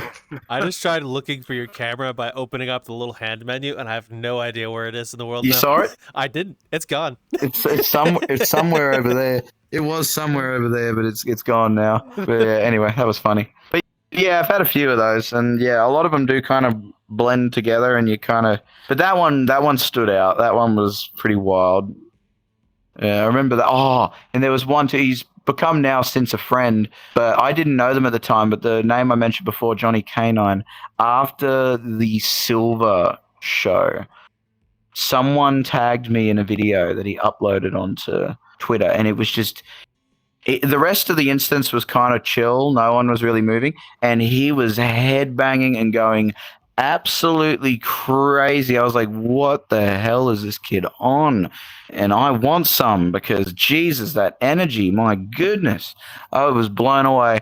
Anyway, and then yeah, they ended up doing what I don't really appreciate people doing, but I don't know, I guess I kind of let this one slide a little bit. But like, yeah, he ended up messaging me and then sending me a friend request, and I've now since learnt that isn't actually very healthy behavior, so I don't really tolerate that stuff anymore. But at this time I didn't realize, and also Johnny's a mad lad. He's fine. Like, he's not like other people that I've come across in my times that have been pretty much like stalking almost. But at the time it could have come across a little bit like that. But no, he was a total mad lad, and yeah, no, we became good mates after that. And yeah, I really tried to help his career along a little bit. And yeah, like I've said before, he's doing really well. But yeah, my first interaction with him was just seeing like a fan video on Twitter of him just going absolutely apeshit, and I thought it was the funniest thing I'd ever seen. And I was like, this kid is mad. I have to meet him. And yeah, no, he's doing real well now. Oh wow. Well, thank you very much, Snakes, for allowing us to get to meet you and hear your tales. It's been an absolute pleasure. Thank you. It's been great. Oh, you're welcome. No, has that been 2 hours already, or however long it's been? We Like didn't an hour and a quite half? break. An hour and a half. Wow, it's crazy how time goes fast. Well, we've still got another 2 hours if we want to catch up to Bird Satan. But you know what? We can. I'm kidding, Bird. Bird's a bad lad. Nah, Bird's a beautiful bean. They're really good. That's another person who I've neglected to. I'm gonna really quickly chuck in a shout out to Bird. Talk They're about, because I such a remember good you were bean. saying something about him before. Yes, yeah. So like I saw in you guys' interview his little talk about basic rock or whatever it was that he said, and I was sort of, oh, that was pretty funny. He's not wrong. Let's be real. He's not wrong. My music is very much formulaic with the whole verse, intro, chorus, outro, whatever the formula is for my mainstream songs. There are songs I have that don't follow that formula, but yeah, he was talking about my career and a little bit there. So no, I'm going to do the same thing back at him. He's a mad lad. He did Virality this year. He's on his way up. He just released his I think it was his first album. I think it was the one that had Arizona on it, and it's actually a really good. See, it's got Alex Gray on that song, and Alex Gray is another mad musician in this space as well. He's incredibly talented as well. So underrated, criminally underrated. And same with Bird as well. He's so underrated. And yeah, I've tried to give him a little bit of help as well, like with some marketing stuff, especially with how to set up his Spotify so other artists that he collab with, so they can show up more in the algorithm and whatnot. I feel like it's helped him out a bit. But yeah, we did a cover which I released 2 weeks ago. The lyric video came out 2 days ago, but it was for a song called Planet Caravan, originally by Black Sabbath, but I did the Pantera version of it. And yeah, Bird Satan does the solo at the end, and yeah, it sounds sick. He did a mad job on it. And yeah, I'm hoping that, like, again, like, for any musicians out there, I said before, like, you know, just because you have lots of collabs doesn't necessarily mean your song's going to be great. Like, that's something that people can really learn from. But on the other side of that coin, though, collabing is a great way to build your audience and expand your audience. So, for example, like, I haven't actually looked how many monthly listeners I've got at the moment, but whatever amount it is, those now, because Bird has now appeared on one of my songs as Limited Sight Distance, those people may be like, wow, that solo is really good. Oh, that artist is cool. They'll then click on that. They'll then go listen to their music. And they've also gained the monthly listeners from that song and also going over to his channel and listening to that. And like that, so he's just collabed with that and he's just got a little bit of a boost out of that. If he then does a collab with another song, it'll just keep going up and the chart will just keep going up. And I figured that out pretty early with the whole See Can I See. I became collabing with people and whatnot. And yeah, no, like it doesn't necessarily always equal gold. I mean, like you might collab with someone and it just doesn't work at all, and it sounds terrible, but you still release it. But because it's got the name on it, it's like, yeah, people will still listen to it. Because I've got some songs that I've done with some people, and I'm like, I look back and I'm like, oh, that is not good. Like that is really not good. But people like it, so that's all that matters. I'm never playing it live though. Sorry, you can keep asking, but I'm not doing it. I'm sorry. Yeah, but nah. Bird Satan is a upcoming musician who, if you have not listened to his music, please check it out. He is a really good musician and is definitely on the way up and deserves all your love and support. Mad lad. Oh wow. You know what? I have another question as well. Man, I always say, oh, I think if this is going to be over when it's over, but then I always have more questions. So I'm sorry, I made him go along. What are That's right. What are some of the best advice you've gotten for people in the space? Oh, I'm here to interrupt your current video. Ask you a favor. Down in the description, down that way, is a link. Metaversedegen.card.co, which you have a whole bunch of other places. If you wish to continue following us, we have Twitter, which I run for us, which you get updates and other stuff and random thoughts for me. We have a Discord where Raptor, I, and the entire crew and all the other people we know will be over there hanging out. We game there fairly regularly or hang out in there, so feel free to go over that way and come chat with us. We'd love to meet you. We have a Spotify now. Surprise. Everything from a couple weeks ago forward, we'll have our Spotify content on Fridays. If I remember, we'll put some of our old content forward, but we're going to keep up with the current content on Spotify. So if you wish to watch it there or listen to it there, it'll be there for you as well. Also, we have a Patreon, which we have a whole other show, which we haven't been keeping up with, but we're doing our best. But we have a whole other show there for you as well. We would like to give a huge thanks to some of our supporters over that way, which is Future Oracle, Aliquum, Niche, and Forbidden Zero, all of which we thank you very much for everything, and hopefully we'll see you around and you continue to enjoy the content. Enjoy the current video. Oh boy. Best advice. So, yeah, to collab with people. But then I've kind of gone back on that and saying, even though you collab with someone doesn't necessarily always equal gold. Other advice is don't say bad things when people are streaming, because people could see or hear something and it might come back to haunt you. Because I have a pretty Australian sense of humor, which doesn't translate well with Americans sometimes. Like, I can make jokes that in Australia are fine and funny, but Americans can get very offended very quickly. Even if Australia humor is a lot more hardcore.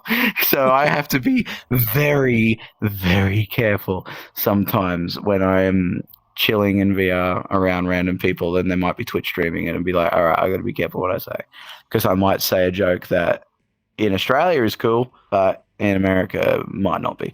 So, so that's one advice that I learned from a couple of people. But luckily, I haven't really had that drama too much yet. I've been pretty careful with what I say. What other advice? I've been trying to do my shows more live, because originally it was I'd just line songs up that I'd already pre-done and just mime over it. But then I quickly realized that it feels very fake and it doesn't feel very natural. But I had advice from a couple of people in this space. They're like, please do it more live, because it'll feel better and look better. And I have taken that advice on board. So what I do now is a live pre-record. So instead of putting all the songs in order, what I'll do is I'll be in my bedroom, I'll set my camera up, I'll have my guitar set up, microphone set up, I'll record the entire set in one 55 or 50-minute long one take. Stop recording that. I'll edit it so the microphone levels are all good, the guitars sound good, export that out, mix that to the visuals, and then add me in the corner playing the guitar all synced up to it. And then I'll send that 55-minute video to whatever festival I'm playing or whatever show I'm playing. And they'll play that, which is still about 6 or 7 hours worth of work. So it's not exactly easy. It's not like I'm lining up all these songs and that's it. It's really easy. It's still a lot of work. I've just done it all in advance. So now I can go on stage and jump around, mime to it, have fun. And because that's the other thing too, is there are artists in VRchat that their thing is they stand in one spot.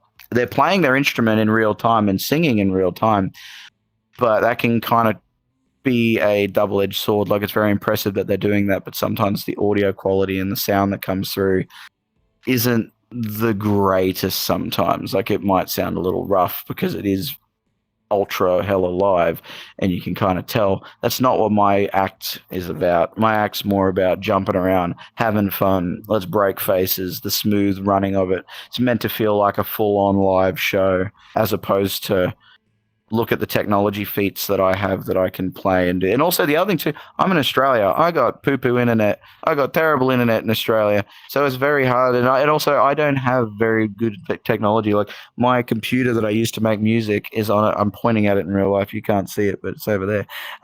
Is a MacBook with a screen that doesn't work. The screen doesn't work. It's static. So I have to plug it into a HDMI into my TV just to be able to see what's on the screen when I mix and edit my music. I have a terrible setup for a musician. The fact I've gotten anywhere with the kind of setup I have is a miracle. And one day I'll upgrade it. One day. But until then, I'm going to keep putting up with it. But yeah. Anyway, that's probably some of the advice that I've gotten. But yeah. Okay. So you know what? I actually have 2 more questions, and I'm going to start with, what is the difference that you've experienced between playing shows in real life and playing shows in VR? And is the preparations and setup to said show different, or are they similar? So the difference, when I'm doing a real life show, I don't do the pre-record bit. It's just the backing tracks. mixed to the visuals. When I do the VR shows, I have to record it all in one take and do the whole extra editing. Takes a little bit longer. When it comes to the rituals beforehand, I'm still pacing in VR. I still get that nervous energy and excitement.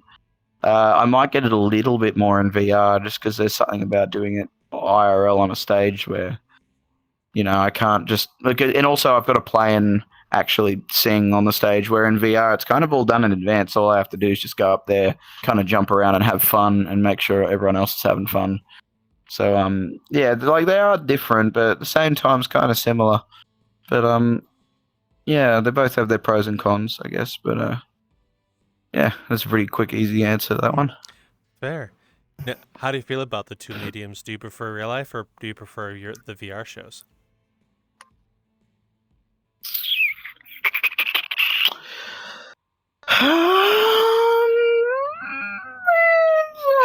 For audience reasons wise, VR is fantastic to reach a larger audience. But this is where I love the feeling of playing on a real life stage. So for that reason, I'd have to choose IRL. It is, but I am fully aware though that playing IRL gigs, you don't get as big an audience appeal. Like you've got the people watching on Twitch, the people that are in the room right now, and the people that are in the VR portal at whatever event you're playing. Where when you're playing in VR, you could be playing to thousands of people all around the world, all at once in different instances, watching you as a hologram, especially like the Furalities and whatnot. So they're great for like getting established and meeting people and stuff. Like they're fantastic. But then once you've already been established and you start playing conventions and start playing shows, then you realize how fun it is. And yeah, then you kind of fall in love with playing IRL gigs, and then when the gig's over, you just want to start playing again and do the next one sometimes. So yeah, but the VR ones are definitely more easily accessible. There's more VR shows than there are IRL gigs, especially here in Australia. There's only like 5 or 6 conventions here in Australia, where in America there's like 30 to 40 big ones. Like there's so many. There's like one every second week. So yeah, so I'd love to get over there at some point to do a proper US tour, but it's still a couple of years away. Well, yeah. Whenever you choose to, we'll still be here. It's not the United States sucks though. Conventions and shows all the time, so that won't change whenever you choose to come. Yeah. Yeah. One day. And the equipment you use and programs you use, what did you start with, and how or what made you choose the ones you use now over time? So the first program that I ever used back in the day was just straight up Windows media recorder thing on the old computer. I used to pretend I was a radio host, and I used to pretend I was like talking in between songs. It was terribly mixed, terribly recorded, because I just put my microphone up at the speaker. So that was technically my first DAW. It was something very low quality and not very good at all. But then, yeah, my first DAW, or my second DAW, sorry, I should say, and the one that I still use to this day was Pro Tools, the one that I learned in music. So, and I still use that to this day. And for musicians out there, and they've just heard me say Pro Tools, they're like, oh, yes, Pro Tools is the place that I need to start. I would not recommend Pro Tools as your first DAW to learn, because Pro Tools...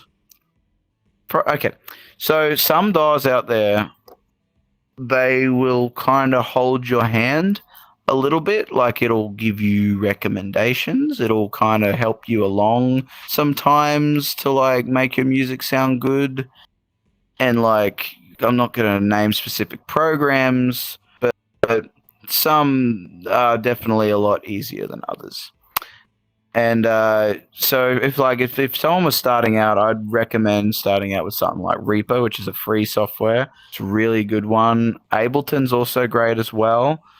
If you want to take that next step up and do something kind of a bit harder and something that is industry standard, but is definitely on the more accessible side, would be Logic. Logic is quite good to use for music. That's what literally Alex Gray, Midnight Drift, CK9C, a good chunk of artists use Logic, and I've used Logic a little bit, but my music teacher back in the day, he put it very clear. He was like, look, We could teach you Logic. We could teach you Ableton. We could teach you Fruity Loops. We could teach you, but what we're going to do, we're going to show you the hardest, most pain in the ass software. So that way, any software that you use after using this one, you will know how to use it because you know how to use Pro Tools.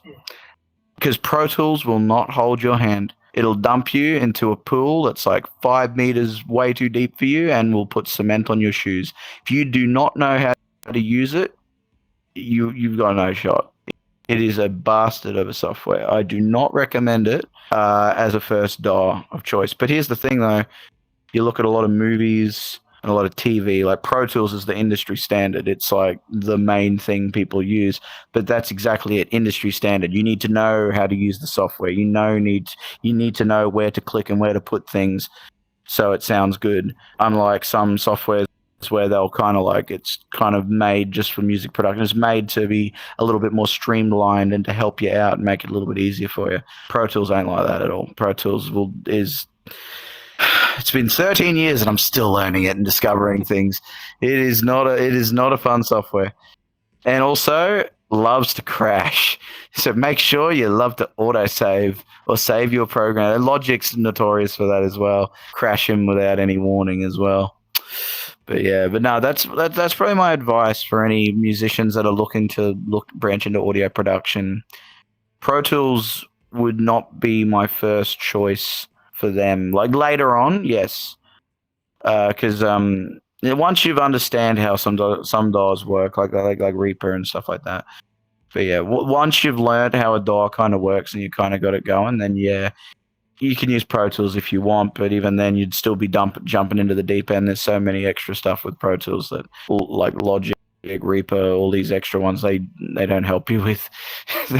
Yeah, but if you know Pro Tools, if you know how to do Pro Tools, then you'll know how to do all those other softwares. And I can vouch for it because I learned Pro Tools. Then I was over at a friend's house. We were recording a song with Logic, and I was able to figure out how to work Logic pretty much straight away because I learnt Pro Tools, and Pro Tools is way harder.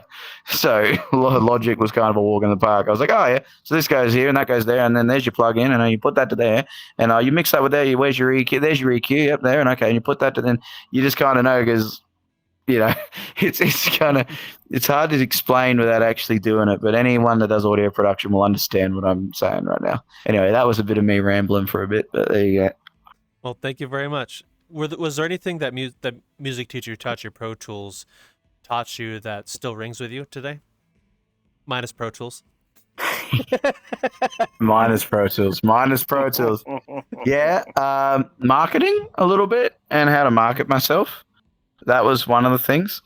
There was an extra thing that was fun that happened at that school that I might just quickly touch on because it was a really, really wild bit. It was one of the days at the class. And it was before it. He was like, "Oh, we're gonna." He like spoke to me in particular because he knows I like metal and rock music. And he like reached out and was like, "Yo, we're gonna have a special guest coming into the school next week." And I was like, "Oh yeah, like a local artist." And he's like, "Oh, yeah, he's from Mackay." And I'm like, "Oh yeah, I know Mackay. It's like 600 k's away from here." Like, yeah, okay, cool. And he's like, "Yeah, I can't remember his name though. Let me." And he looks up the bit of paper.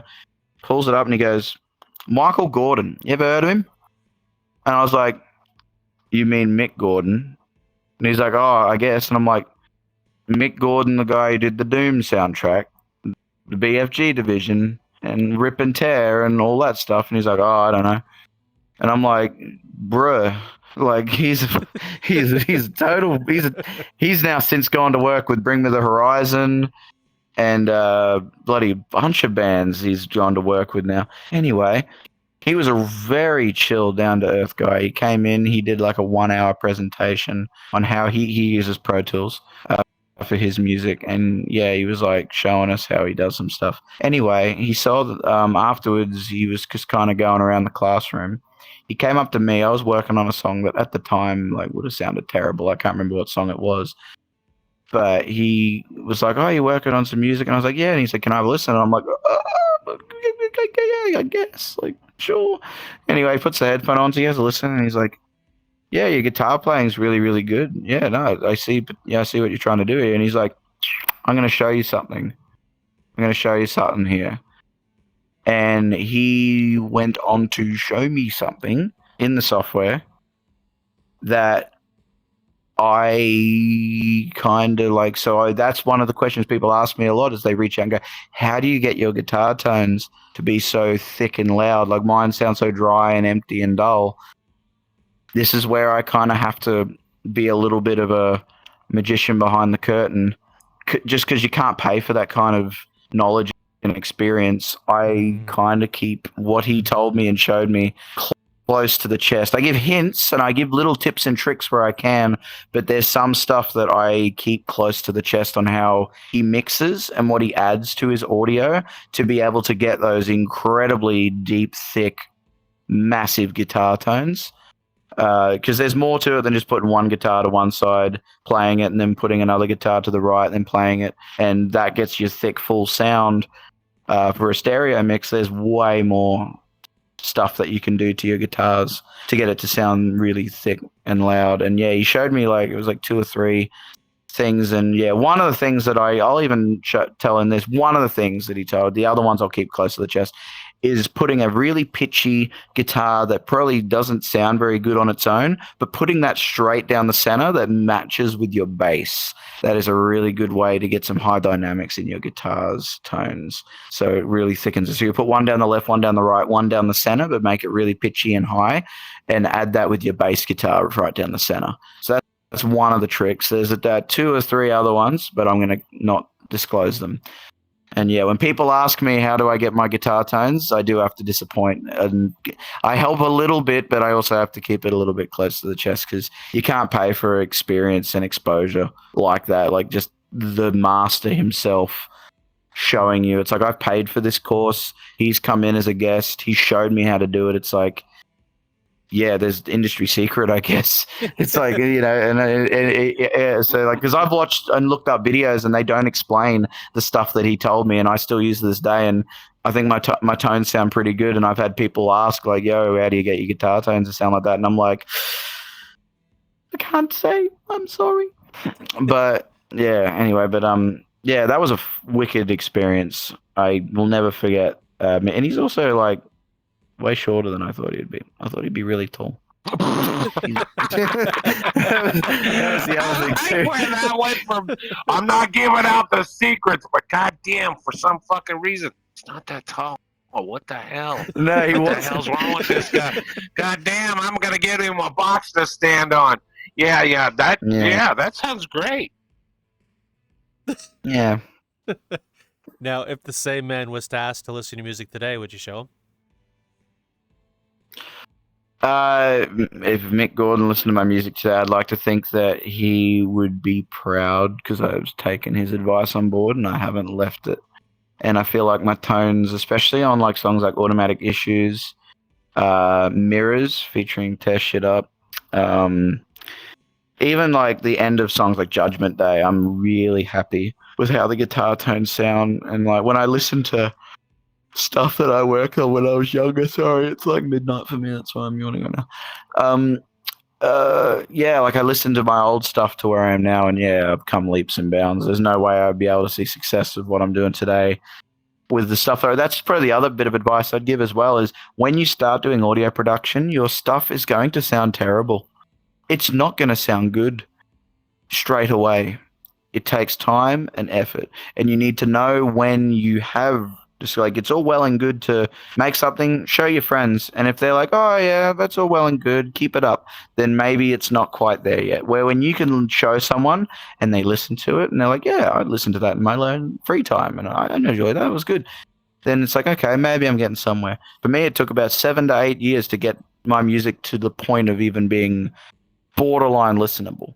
And even then, like, I still listen. Like, if you listen to Time Has Come For Us, my first album, to where I am now, my production stepped up. I still think Time Has Come For Us is my best storytelling album, cohesive experience, but yet production-wise, I know I've come leaps and bounds since then. And I'm pretty sure my next project, I could listen from that to that. You can hear the improvement with each thing, but you can see that with a lot of musicians in this space. They're kind of learning and developing their skills as their career is starting and whatnot, where you get some bands and artists that they've already got their stuff figured out and now they're starting to sell it and master it. where a good chunk of, especially in this space, we're learning while we're growing. You know what I mean? We're not just like, you don't just immediately open up Logic or Ableton or Pro Tools and make a masterpiece. It's never happened before. It never happened will. You know what I mean? It never will happen. You got to learn how to use this software. You need to learn how to. It's all well and good. You might have the best song in the world, but if you don't know how to import it correctly, put the right effects on it, mix it correctly, export it correctly, it could sound borderline unlistenable. Yeah. So like it takes time. It takes time to make it, and once you feel like you're there and your friends around you or the people that support you acknowledge that your music has gotten better and you know that it's in a spot where you can play it for people and not have it be judged or made fun of or whatnot, the next step comes down to marketing. You got to be able to market yourself. You got to find your niche. You have to find an audience that is prepared to listen to it and wants to listen to it, because you could have the best song in the world, but if you just upload it to YouTube as a picture and with like a picture on the background and you don't know how to market it, you've got no niche, you've got no marketing behind it, no one will listen to it. It could be the best song ever made. There could be one right now on YouTube. You don't know what to look up or what to type in because they haven't marketed it correctly. And there's a couple of musicians in this space who I think are really, really great and are really good, but they just haven't marketed themselves correctly yet, and they haven't been picked up or noticed yet. And they will one day. Don't get me wrong, but their time will come when their time will come. Don't get me wrong. Yeah.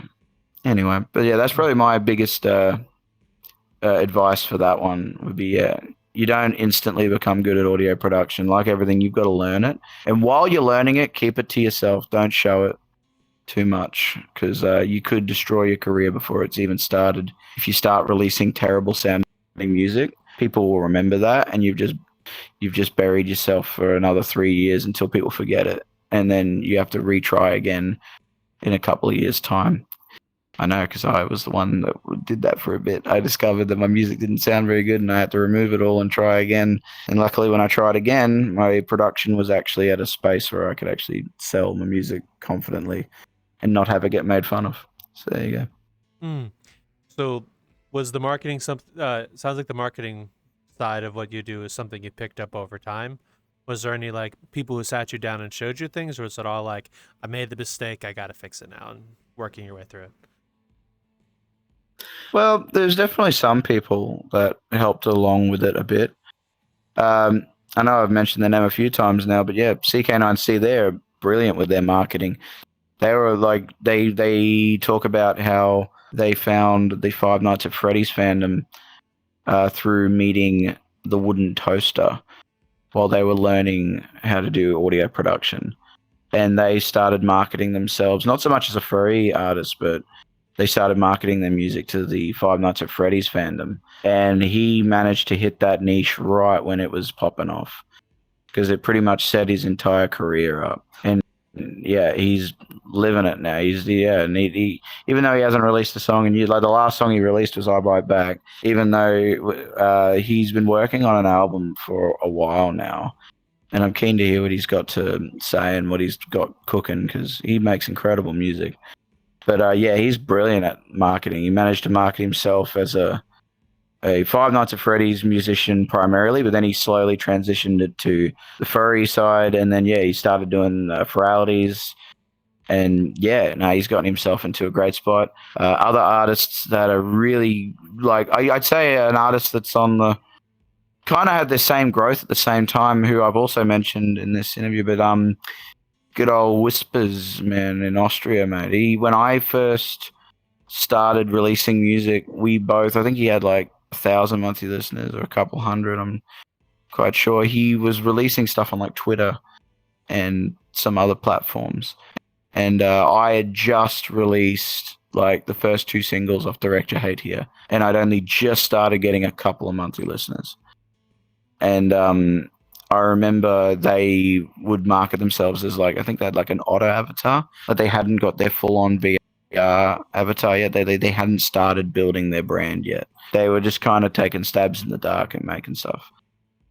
And we both kind of started figuring ourselves out kind of at the same time. He got the image that he wanted with his avatar. He found the niche that he was aiming for. He released his first record, which I actually really like his first record. There's actually a lot of really good songs.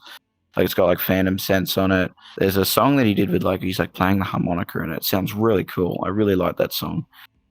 But yeah, like that. But then anyway, he slowly started doing viralities like me and started building his career and his image and finding out his niche and where he wanted to play. And then then he ended up releasing Sad, Drunk and Needy. Was it last year? Or was it? Yeah, it was last year. I think it was last year. I think it was the end of last year. Something like that. Anyway, and yeah, he completely marketed himself. He figured out where he was going with his music and what his image was going to be. And yeah, now he's got that niche behind him. He's got that audience and he's got that marketing and he's on his way. He's doing his thing. And that's kind of like I've been doing the same thing, but in my own lane and marketing my own way.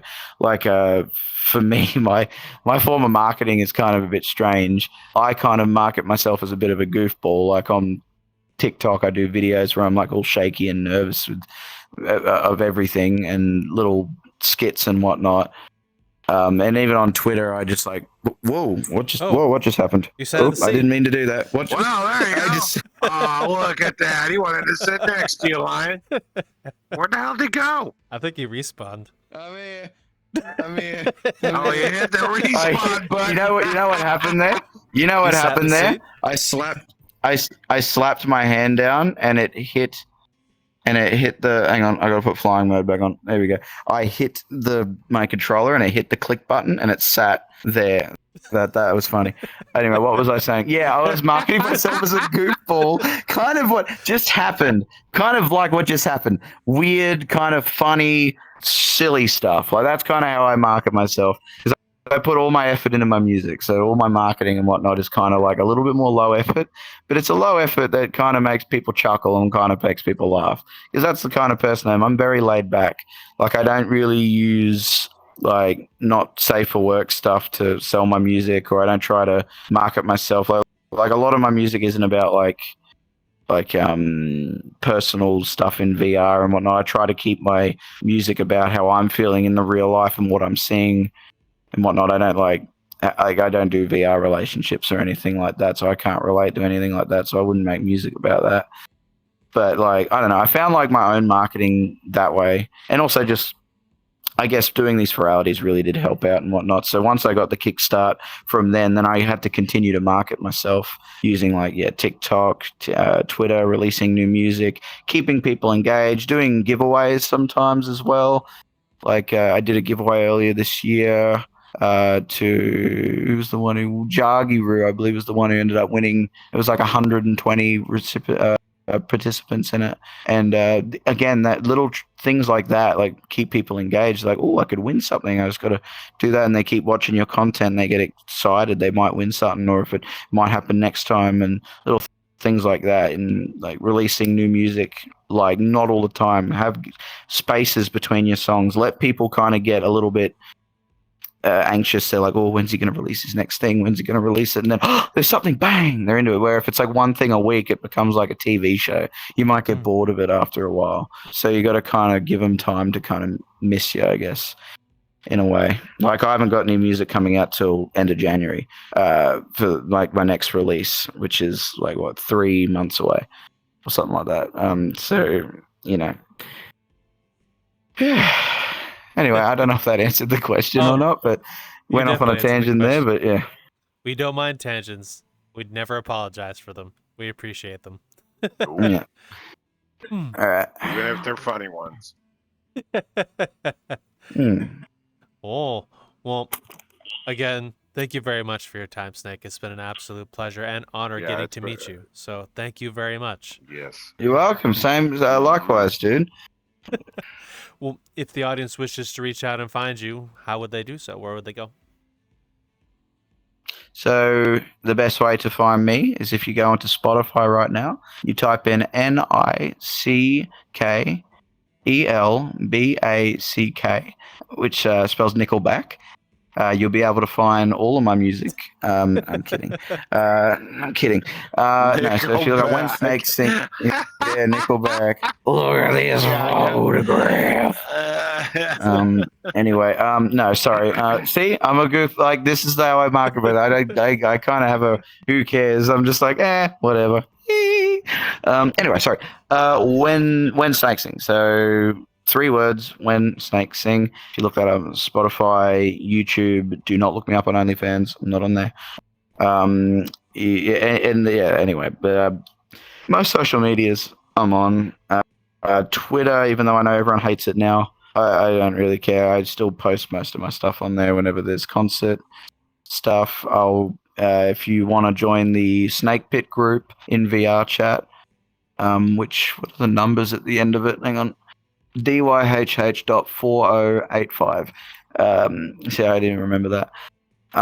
Yeah, you can get any updates on VR shows that I'm doing, which there's no more for the rest of this year, but there'll be some coming out next year. So, yeah.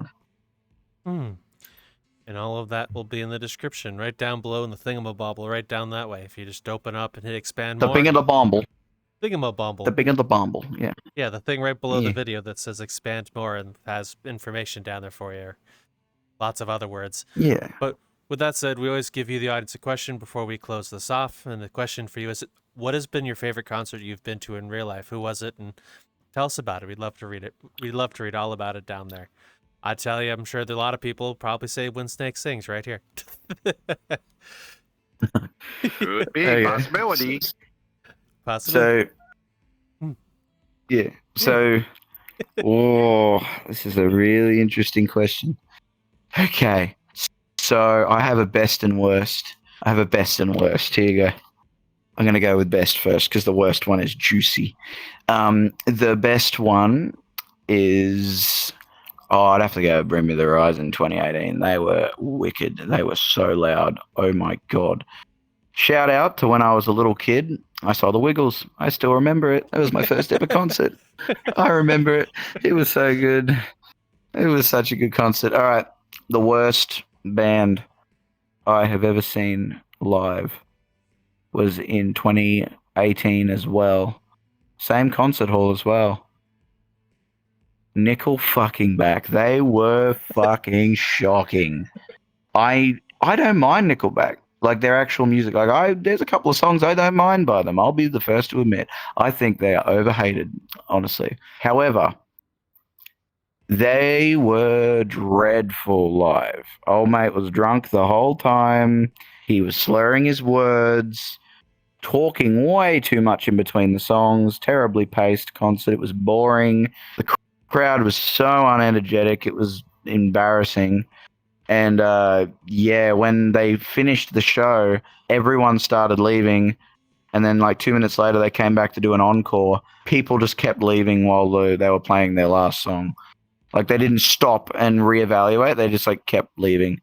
And like there was like only like maybe half of the concert hall left by the time they finished their last song. I was like, wow. This was miserable. Bad Wolves played before them, and they were so much better. They're the mobs that did the cover of Zombie back in the day. That metal cover of Zombie. They blew Nickelback out of the water. They were so good. And then Nickelback was so not good. Sorry to be a Nickelback hater, but my God, wow. Yeah, that's an hour 40. I'll never get back. Oh well. Oh well. I'd also answer the same question. I remember I went to see an Alice in Chains concert back in 2010, and I don't remember the local band that played for them, but I remember what they did. Is up in the front in the pit, someone was pushed up against the fence where the stage was, and this poor guy was forced there by the crowd. Couldn't leave. He tried moving around, couldn't go anywhere. And the lead artist was in tight leather pants, and it stuck his junk in his face. And whenever the guy tried to move his face, whenever he tried to move his face out of the guy's junk, he would just readjust his where he's standing to put himself back in front of the guy the entire damn concert. I remember that clear as day, though. To be fair, though, I didn't really complain. It was a pretty good view, though. But you know what? I'm glad that you noticed me there. And I'm kidding. I'm kidding. No, that's pretty embarrassing, though. That'd be pretty weird. Yeah, nah, not appreciated. I know it's not the Yeah, perfect I like Alice Chat. thing to remember of a concert, but it's the one thing I remembered from the concert. Yeah, that's fair. All right, well, without further ado, Mr. Raptor, you know the thing. You got it. No matter what, folks, you can listen to it, play it. Me standing by this menu, you might even see me on the table going, I'm not the salt and pepper shake you're looking for, but the mustard is standing right in front of me. We'll talk to you later. Bye. I'm not fucking mustard.